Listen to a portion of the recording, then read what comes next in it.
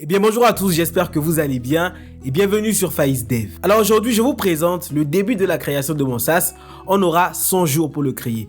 Alors pour ceux qui ne savent pas ce que c'est qu'un SaaS, c'est un logiciel en tant que service, un logiciel web la plupart du temps en ligne. Les gens s'abonnent pour utiliser ce logiciel là et vous faites de l'argent facilement comme ça. Alors je le dis facilement comme ça, mais sachez que c'est pas du tout aussi facile.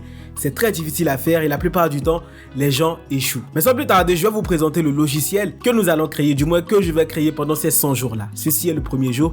Donc je vous présente à quoi va ressembler ce logiciel. Alors tout d'abord, sachez que ce SaaS s'appelle Feed Your Back. Et ceci est la première version que nous allons commencer à développer et nous sommes le jour 01 sur 100. Et vous allez me demander, mais Faiz, à quoi sert ce SaaS? Eh bien, sachez que ce SaaS va vous permettre d'intégrer à votre site une sorte de feedback seulement en 2 clics. Alors je vous montre à quoi ressemble un feedback. Alors sachez qu'un feedback, c'est un petit système qui vous permet de collecter l'avis des utilisateurs de votre site. Ça peut être un site vitrine ou un site dynamique. Donc voici à quoi va ressembler les feedbacks. Alors sachez que ça, c'est pas le modèle final, c'est juste pour vous montrer à quoi ces feedbacks là vont ressembler dans la page. Donc quand votre utilisateur sera sur le site, il verra apparaître une sorte de cadre. Vous voyez ce cadre là, ça va apparaître et là, il pourra répondre à la question que vous avez prédéfinie sur le logiciel et l'utilisateur pourra répondre oui ou non ou pourra choisir sur une échelle de 1 à 5 de répondre à votre question. Et si votre utilisateur a quelque chose à dire, par exemple un commentaire, il suffit juste qu'il clique sur ce bouton là et ça va apparaître ceci va apparaître où il pourra rentrer son commentaire et faire envoyer. Et sachez que la particularité avec ce SaaS, c'est que vous pourrez intégrer ces pop-up là sur votre site uniquement en 2 clics. Et vous aurez juste un petit lien à copier depuis mon logiciel SaaS et à l'intégrer dans votre site et vous l'aurez. Aussi, c'est pas quelque chose de statique. La pop-up va se charger de collecter toutes les données qu'auront générées vos utilisateurs, vous voyez, en répondant aux différents questionnaires et vous fera de petits rapports que vous allez retrouver sur mon site. Du moins sur le SaaS qu'on va créer prochainement. Alors pour l'instant, je n'ai pas encore fait un design de la dashboard,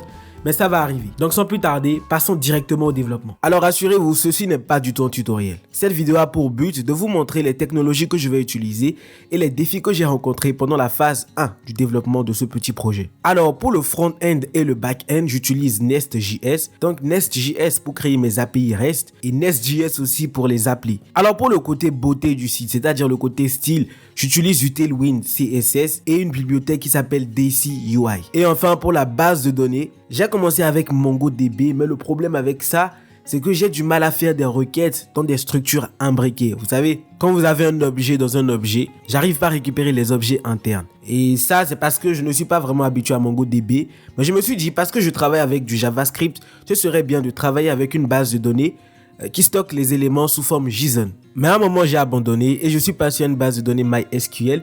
J'ai recherché des tutoriels sur Internet, notamment des vidéos sur comment intégrer MySQL à Nest.js et j'en ai trouvé quelques-uns que je suivais. Et là, j'ai commencé à suivre ce tuto, j'ai commencé à copier-coller les différents bouts de code et je me suis rendu compte que je ne faisais que copier-coller ce qu'il y a sur la vidéo sans réellement comprendre. Et ça, c'est pas du tout bon parce que ce projet est quand même conséquent, donc il faut quand même que je comprenne la structure de la base de données. Et là, j'ai changé de stratégie. J'ai demandé à ChatGPT de me créer la structure de la base de données. Mais je me suis rendu compte que ChatGPT, le problème c'est qu'il me fait perdre énormément de temps puisqu'il ne fait pas exactement ce que je lui demande. Donc j'ai décidé de créer moi-même la base de données en utilisant ChatGPT de façon intermédiaire. Donc à chaque fois, je lui expliquais les champs à créer et comment les créer.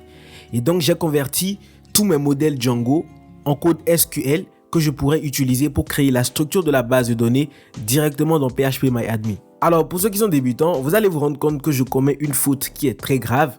Du moins qui n'est pas aussi grave que cela, mais le problème avec cette faute-là, c'est que Nest.js ne comprendra pas du tout la structure de ma base de données puisque j'utilise TypeScript. Et donc quand je ferai des requêtes SQL, Nest.js ne saura pas de quel champ il s'agit. Par exemple, quand je sélectionne les noms des utilisateurs de ma base de données, lui ne saura pas que c'est les noms. Et donc à chaque fois, ce sera à moi de dire à Nest.js qu'il s'agit de tel champ. Et ça, c'est galère les gars. C'est une vraie galère. Et donc, j'ai aussi pris une nouvelle décision. Je passe à Prisma. Alors, pour ceux qui ne savent pas ce que c'est que Prisma, c'est juste une bibliothèque qui vous permet de gérer une base de données de manière grandement simplifiée en représentant les tables sous forme d'entités. Et vous savez, à la base, je suis un développeur Django PHP. Donc, n'utilisez pas de bibliothèque pour communiquer avec la base de données.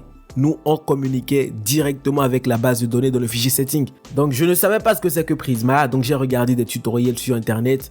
sur comment l'utiliser et j'en ai trouvé quelques-uns qui ont été très intéressants. Et donc grâce à ces tutoriels, j'ai pu mettre en place une base de données SQLite qui est une base de données de développement. Et la particularité avec ce type de base de données, c'est que c'est léger et ça crée un fichier directement dans le projet que vous pourrez superviser de façon continuelle. Alors sachez qu'avant, j'ai déjà une structure de base de données MongoDB et donc il faut convertir cette structure en modèle compréhensible par Prisma. Aussi, je profite de cette occasion pour vous demander de vous abonner, de liker aussi cette vidéo si vous appréciez cette vidéo.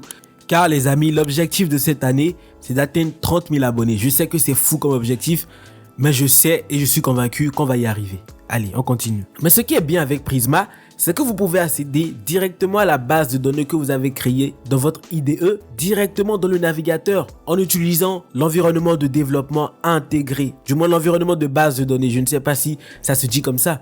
Et ça change tout. Et donc avec ça, j'aurai l'équivalent de PHPMyAdmin. Alors pour l'instant, c'est le meilleur choix que j'ai fait. J'espère que je ne vais pas le regretter dans le futur. Au pire des cas, on change encore de base de données ou de système ou de SGBD tout simplement. Alors je parle depuis, mais je viens de me rendre compte que je ne vous ai même pas encore montré où j'en suis dans le projet. Du moins l'interface graphique, à quoi ça ressemble, qu'est-ce que j'ai déjà fait. Eh bien, je vais vous le montrer tout de suite.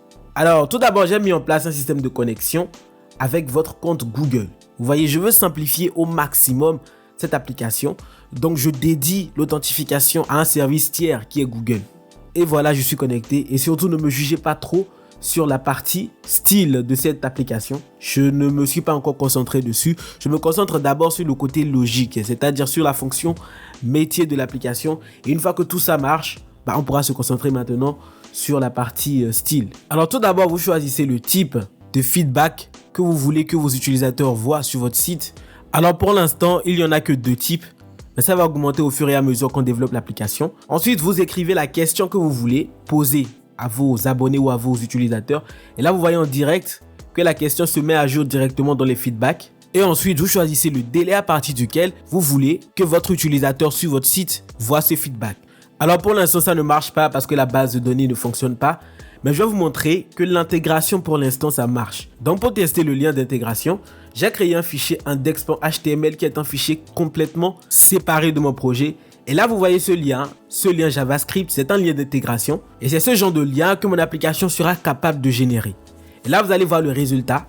Et donc quand j'ouvre ce site avec Live Server, et vous voyez, vous avez cette pop-up là qui s'affiche. Alors j'ai pas encore appliqué le style, mais c'est juste pour vous montrer que le lien d'intégration marche correctement. Vous voyez, vous aurez juste à copier un petit lien dans votre site et là, la pop-up s'affiche. Et voilà, ainsi se termine le premier jour. Voilà tout ce qu'on a pu faire et je vous retrouve pour le deuxième jour. Ciao.